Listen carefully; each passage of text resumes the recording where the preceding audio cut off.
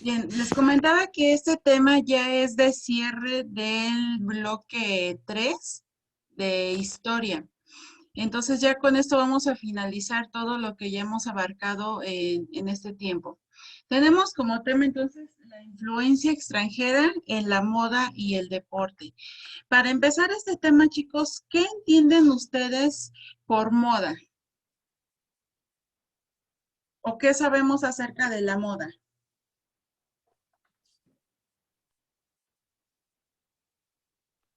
¿Qué es lo que todos están usando en este momento? Es lo que todos están usando en este momento. Y hay diferentes tipos de moda, podríamos decir. La moda de tecnologías, la moda en cuestión de la vestimenta, el calzado, los tipos de peinados, a lo mejor. A eso es a lo que se refiere. ¿Y qué influencia tuvo la moda del extranjero y el deporte aquí en México? Entonces tenemos que la moda es un fenómeno sociocultural que surgió primero en Europa en los albores del Renacimiento, o sea, a inicios. Entonces, eso es lo que implica un fenómeno sociocultural, porque a raíz de esto, que como comentaba Leonardo, que es como decir que algo que todos usan, pues es lo que forma parte también de las culturas de un lugar. Entonces, en Europa, la ropa que usaba la gente de la clase alta, bueno, no más bien, perdón, aquí en México, de la clase alta en el tiempo de Porfirio Díaz, toda esa ropa era traída de Europa y en su mayoría era traída de París. Entonces, las mujeres que tenían dinero podían comprar ropa de altas costuras o altos diseñadores, por así decirlo, de precisamente de Europa y usaban, por ejemplo, blusas, camisas, corpiños, crinolinas, camisolas, perdón, y de diferentes otros modelos. Entonces también hacían uso de accesorios de aquella época. Accesorios, por ejemplo, como los sombreros, los pañuelos, guantes, cuellos de encaje, las zapatillas, los botines, las bolsas, que esas nunca han faltado. Y el pendiente, que viene de una palabra francesa que se refiere a un colgante. Los pendientes accesorios que pueden ir en la ropa o en el cabello. Entonces, era diferente su forma de vestir a pues, las mujeres de clase baja, ¿no? Entonces, también a orillas de las ciudades surgieron barrios y vecindades en las que vivía la gente de clase baja, que se vestía aún con trajes mexicanos, mientras la gente rica o adinerada pues vestía la moda, con trajes, vestidos de Francia y pues obviamente los últimos diseños. Entonces, ¿qué va de diferente a las mujeres de clase alta y, por ejemplo, aquí en este caso de una mujer que es de clase baja? La vestimenta era totalmente distinta y así es como podían distinguirse, aparte de los modales y todo eso que conlleva. Entonces, en Francia se usaba ropa muy exagerada y se dice que era ropa incómoda. Los colores que eran más usados en este tipo de vestimenta eran muy Perdón. sencillos y eran poco llamativos. Como ejemplo tenemos el color blanco y los colores que son en tonos pastel. Entonces también hacían uso de las pelucas y las pelucas eran utilizadas tanto en los hombres como también en las mujeres. Entonces, bueno, aparte de que usaban las pelucas, pues también algunas mujeres pues preferían utilizar sus propios peinados, pero muchas veces también lo utilizaban a lo mejor para darle un poco más de volumen o realza a sus cabelleras. Y precisamente sus peinados pues eran muy grandes, muy laboriosos, y también por eso hacían uso de las hombreras. Ahora, los hombres eran más sencillos y se vestían de traje normalmente y bueno, de vez en cuando utilizaban el sombrero. Yo le atribuyo que era en eventos especiales como ceremonias, fiestas o reuniones de la alta sociedad a los que ellos asistían. Normalmente, pues aquí nos indica que no. Entonces, en el caso del comercio, se fortalece con productos como los equipos y las instalaciones para las plantas industriales. El audio. ¿Se me va? ¿Sí ya me escuchan otra vez? Sí, maestra. Bueno, Maestra. entonces continúo. Como las instalaciones para las plantas industriales y ferrocarriles, se le fue, maestra. textiles, pieles de animales y las industrias más fuertes fueron establecidas en los estados de México. Diferentes estados. Maestra, No, a ver, ¿así ya me escuchan? Sí, Maestra. Sí, maestra. ya por partes.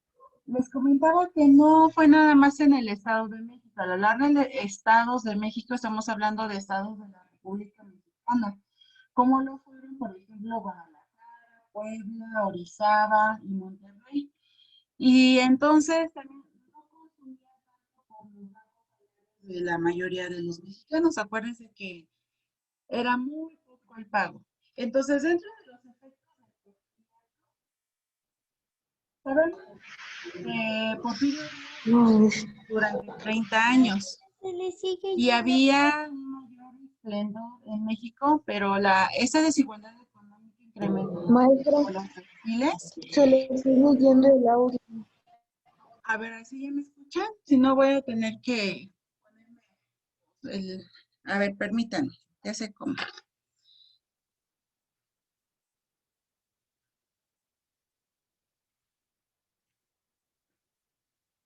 A ver, ¿así ya me escuchan?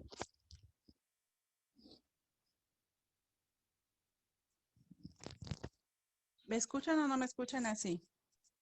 Sí, maestra. Bueno, Sí, entonces vamos a maestra. continuar de esta forma. Les comentaba que, ¿dónde me quedé?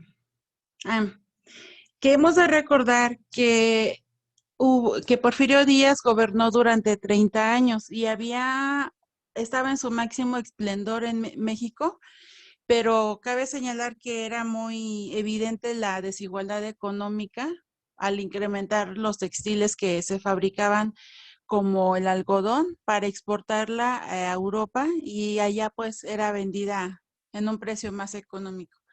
Y entonces desde ese momento o esas acciones hicieron que empezara la revolución de 1910 o las huelgas como la de Cananea o Río Blanco. Entonces, ¿cómo es en sí la influencia extranjera en la moda y el deporte? Tenemos que durante el porfiriato y la cultura y el arte de México recibieron la influencia de otros países y la mayoría de las comunidades extranjeras fueron establecidas en el país y aportaron algunas de sus costumbres o modas, conocimientos técnicos, laborales, culinarios y creencias religiosas que adoptaron principalmente los empresarios y los grupos que eran adinerados. Las familias de aristocracia mexicana acostumbraban mandar a sus hijos, era lo que les comentaba, mandaban a estudiar a sus hijos al extranjero, quienes ya después regresaban como médicos, abogados, escritores o pintores y traían nuevos conocimientos sobre modas y sobre todo las influencias artísticas. De esa manera también venían influyendo, integrando ese tipo de moda. Entonces, tenemos y recordemos que la moda es una medida de tendencia central para describir información. Acuérdense que les comentaba que la moda no es nada más la ropa, sino son muchas cosas que engloban. Entonces, también es el valor de una variable que más se repite, que era lo que comentaba Leonardo. podríamos decir que lo que la gente más hace o consume, entonces tiene que ver con este aspecto. Y entonces también les puede existir más de una moda y la moda pues es la única medida de tendencia que se puede utilizar como variable cualitativa. Cualitativa porque nos está hablando de cualidades o de características, especialmente cuando son físicas. Entonces, también hay una influencia de las culturas extranjeras y durante el Porfiriato la cultura y el arte de México recibieron la influencia de otros países. Y así las comunidades extranjeras establecidas en el país, principalmente por la española, alemana, la francesa, inglesa y estadounidenses, aportaron algunas de sus costumbres. Claro está que México pues es rico en cultura también. Entonces, la influencia de estos países se vieron reflejados principalmente en moda, en conocimientos técnicos, en platillos, mucho en creencias religiosas y también sobre todo en la forma de trabajar. No me refiero a los tipos de empleo, sino la manera de cómo desenvolverse en los empleos, las técnicas o las estrategias que a ellos les eran más, que les servían más para facilitarles el trabajo.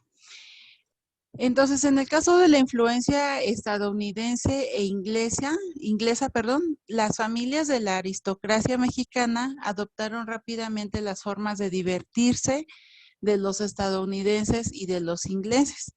¿Cómo fueron estas formas de diversión o de recreación? Fundando clubs, casinos, centros de actividades sociales, deportivas y culturales. Entonces, a estos tipos de eventos que eran los que yo les comentaba que asistían, pues era donde a lo mejor los hombres pues ya usaban los sombreros y todo eso, bueno, los de la clase alta de ese tiempo. Entonces, estos clubs contaban con campos de golf, canchas de tenis, salas de teatro, bailes, conciertos. Entonces, eran muy extensos. Y en el caso de la influencia francesa, fue notoria en las costumbres que son urbanas, influyendo mucho en los cafés, en los restaurantes, las funciones de ópera, ballet, conciertos, bailes. Pero donde más se destaca esta influencia francesa es en las construcciones. Y aquí en México lo podemos observar, por ejemplo, en el Palacio de Bellas Artes, en el edificio de Correos en la Ciudad de México, por mencionar algunos, pero obviamente habían más. Ahora, ¿cómo era en este caso la vida en las haciendas? Las haciendas eran grandes propiedades, muy, muy grandes en las que se sembraba la tierra y se criaba el ganado. Entonces en ellas se cultivaban productos como la caña de azúcar, el tabaco, los cereales, el algodón, entre muchos, muchos otros. Y en las haciendas quienes trabajaban pues eran los peones, empleados, sirvientes. Algunos, cabe señalar que trabajaban de manera temporal, pero la gran mayoría pues vivían en las haciendas. Obviamente no dentro de la misma hacienda, porque acuérdense que la hacienda pues era para la gente de alta sociedad. Los empleados pues tenían otra área ahí dentro de la hacienda, pero muy alejada de los patrones, por así decirlo, donde ellos vivían. Entonces, muchos hacendados no siempre podían ocuparse del manejo directo de su propia hacienda. Por eso es que en estos casos contrataban administradores que se hacían cargo de esta hacienda. Y bueno, al hacerse cargo, pues ya veían situaciones que competen con la hacienda como los ingresos, darles mantenimiento, el pago de los empleados y todo eso. Entonces, cada hacienda generalmente tenía una capilla o una tienda de raya. ¿Sí se acuerdan de las tiendas de raya que vimos hace unos días? Sí, maestra. Muy bien.